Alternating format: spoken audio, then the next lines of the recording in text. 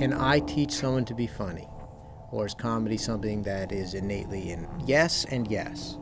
So, can you teach somebody to play basketball? Yeah, you can teach them how to dribble and how to take a jump shot and all the technology of playing basketball. And you can do the same thing in terms of comedy. What is a setup? What is a punch? What is the relationship?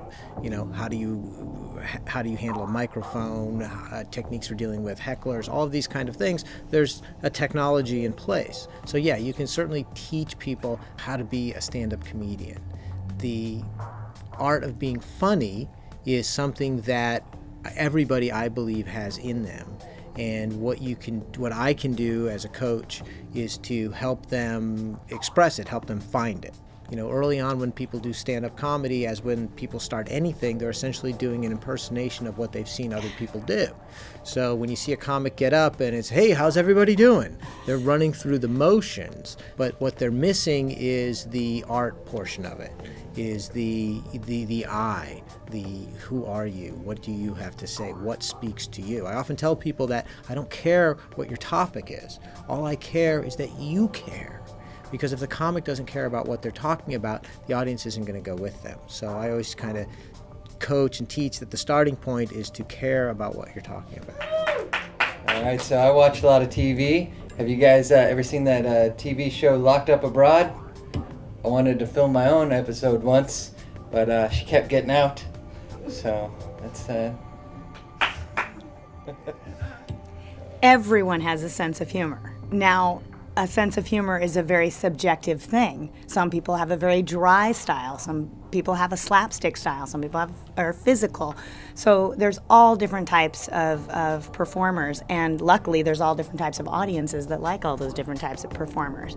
So what we do here at Flappers University is really teach people to be their authentic selves. I mean, I feel sometimes like we're coaching people to actually be themselves, and that works whether you're a salesperson, whether you're a performer.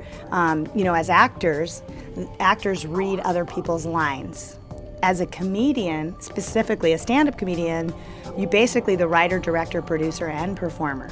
That's why stand-ups are very appealing to producers. However, I highly recommend that all actors take stand-up and all stand-ups take an acting class, because when you're acting and you're reading someone else's lines, as Dave said, you're pretending to be that voice of whatever character you're portraying. So what we're teaching you to understand is, first of all, who you really are and being your authentic voice on stage. You have to understand what that is first before you can be in someone else's voice and deliver lines for someone else. Well, and I would argue with that a little bit, in that I think that you don't know who you are today. It's not who you're going to be tomorrow. And so what you have to be is true to what it is that you're talking about. So you have to be in the present with the topic that you're speaking of. So one thing that happens to comics is we write great jokes.